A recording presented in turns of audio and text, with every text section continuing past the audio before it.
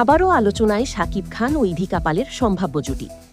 সামাজিক যোগাযোগ মাধ্যমে একটি পোস্ট ভাইরাল হয়েছে, যেখানে দাবি করা হচ্ছে ২০২৭ সালে পরিচালক মেহেদী হাসান হৃদয়ের আসন্ন সিনেমায় তৃতীয়বারের মতো জুটি বাঁধতে পারেন শাকিব খান ও ইধিকা পাল।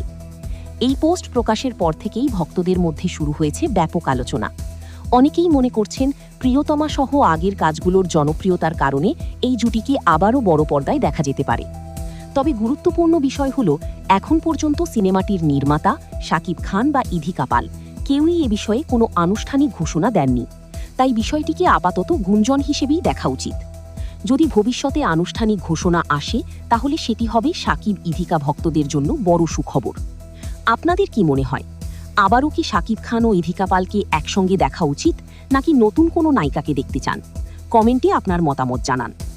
এমন সব বিনোদন জগতের সর্বশেষ খবর সবার আগে পেতে জামানা টিভি চ্যানেলটি সাবস্ক্রাইব করুন।